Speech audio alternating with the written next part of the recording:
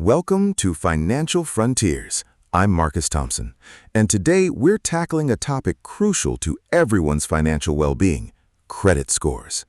Achieving that coveted 800-plus score can unlock so many opportunities, from better interest rates to easier loan approvals. Joining me is Christy Mason, a highly respected credit expert known for her practical, insightful advice. Christy, thank you for being here. Thank you, Marcus. It's a pleasure to be on the show. I'm excited to demystify credit scores for our listeners and share some proven strategies to help them reach their financial goals. It's a journey, but with the right knowledge, it's absolutely achievable for anyone willing to put in the effort. Excellent. Let's start with the basics. Many people hear FICO score and credit score used interchangeably. Can you clarify what a FICO score is and, more importantly, what variables directly influence it? Absolutely. A FICO score is essentially your credit score, a three-digit number lenders use to assess your creditworthiness. It's built on 5 key variables. 35% is your payment history, which is paramount. Next, 30% is your amounts owed, or credit utilization. The length of your credit history accounts for 15%. New credit, meaning recent applications, makes up 10%. And finally, 10% is your credit mix, showcasing the variety of credit you manage. Understanding these percentages is the first step to strategizing your credit improvement. That breakdown is incredibly clear, Christy. Now, for listeners looking for immediate impact, what's a quick win, perhaps for those just starting out or needing a significant boost? One of the quickest and easiest ways to see a substantial boost, especially if you have limited credit history, is becoming an authorized user on someone else's well-managed credit card. If you have a trusted family member or friend with excellent credit and they're willing to add you, their positive payment history and low utilization can positively reflect on your report. However, it's a double-edged sword. If they misuse the card, it can negatively impact both of you. And if their credit isn't great, it won't help yours. Choose wisely. That's a fantastic tip for the right situation. What about those without such an option, or perhaps someone starting with no credit at all? What's the foundational step to build that initial credit history? For those with no credit or who can't get approved for a traditional card, a secured credit card is an excellent starting point. Companies like Discover offer them, and pretty much anyone with valid income can qualify. You put down a security deposit, say $100, and that becomes your credit limit. It's a safety net for the lender, allowing you to build positive payment history without significant risk.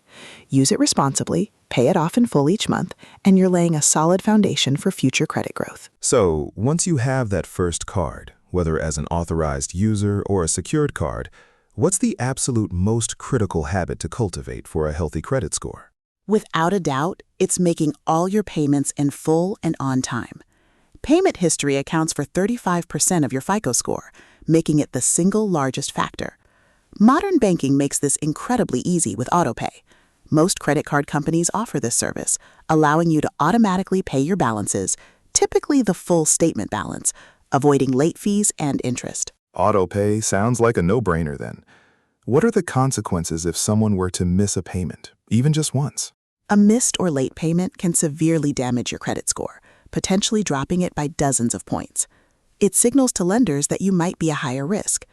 Not only do you incur penalty fees and interest, but you also risk losing out on favorable terms, like introductory 0% APR periods on new cards. Knowing your billing cycle's last day and ensuring full payment before then is paramount. Set those reminders, enroll in autopay, and consistently pay off your cards. It's simple, but so many people stumble here, leading to unnecessary credit score dents. Christy, as someone's credit history grows and they demonstrate responsible payment behavior, what's the next strategic move to elevate their score further? Once you've established a solid foundation with your first credit lines and consistently pay on time, the next step is to start getting multiple credit cards. This strategy works because with every new card you open, your total available credit limit increases. For example, if you have a $500 card and get a new one with a $1,000 limit, your overall limit jumps to $1,500. This makes it easier to maintain a low credit utilization ratio, which is favorable for your score, as we discussed earlier. That makes sense. So it's not just about having more credit, but also about the mix, correct? Exactly. Diversifying your loans is also key. Lenders like to see that you can responsibly manage different types of credit. This could mean taking out an auto loan, getting a mortgage, or even managing small installment loans that report to credit agencies. Successfully managing a mix of credit types, revolving credit like credit cards, and installment loans like a car loan, demonstrates financial maturity and lowers perceived risk. It shows multiple lenders trust you, which significantly bolsters your credit profile in the long run. It's about breadth and depth. Christy, you've mentioned diversifying and expanding credit lines. Is there such a thing as applying for too much credit too quickly? And how does that affect one's score? Absolutely, Marcus. Timing is crucial when applying for new credit. Each application results in a hard inquiry on your credit report, which can temporarily ding your score. Too many inquiries in a short period can make you appear as a risky borrower to lenders, suggesting you might be in financial distress and desperately seeking funds. This can actually lower your score one inquiry at a time, making it harder to secure favorable terms for loans. So if someone is planning a major purchase, like a house or a car, they should be particularly cautious? Precisely. If you're on the verge of taking out a significant loan, like a mortgage or an auto loan, you should avoid applying for any new credit cards or other lines of credit right before. Your credit score directly impacts the interest rates you'll be offered on those larger loans. A temporary dip in your score could mean paying significantly more over the life of the loan. It's always best to wait until after those big purchases are finalized. Plan your credit application strategically to ensure your score is as high as possible when it matters most for your long-term financial commitments. Christy, let's talk numbers again. Specifically, the credit utilization ratio. What's the golden rule for keeping this healthy, and how can listeners proactively manage it? The golden rule is to keep your credit utilization ratio under 30% of your total available credit. Even better, aim for under 10%. Lenders see low utilization as a sign of responsible management, indicating you don't rely heavily on borrowed funds. If you go over 30%, they start to view you as a higher risk. For example, with a $1,000 credit limit, using more than $300 is less ideal, and over $100 is even better. That's a clear benchmark. How can someone stay below that 10% or 30% threshold if they use their cards regularly? There are 3 key strategies. First, increase your total credit limits by getting more credit cards or requesting limit increases from your current card issuers. Second, if you have multiple cards, spread out your charges across them rather than maxing out one. This keeps individual card utilization low. And third, make credit card payments more than once a month. Pay a portion of your balance as you spend, ensuring your reported balance is always low, even if you use the card frequently. Proactive management of your utilization ratio can significantly boost your score. Christy, we've covered building and managing credit. But what if there are inaccuracies on a credit report? How common are errors, and what should our listeners do if they spot one? It's more common than people think, Marcus. Statistics show that a significant percentage of consumer credit reports contain at least one error. A great free resource is annualcreditreport.com, where you can check your reports from all 3 major bureaus, Equifax, Experian, and TransUnion. Common errors include missing accounts, accounts being reported more than once, which makes your debt look higher than it is, or reports incorrectly stating that closed accounts were closed by the grantor rather than the user. So if I find an error, what's the process to get it corrected? You should definitely dispute it immediately. Contact both the credit bureau that issued the report and the creditor or lender who provided the incorrect information.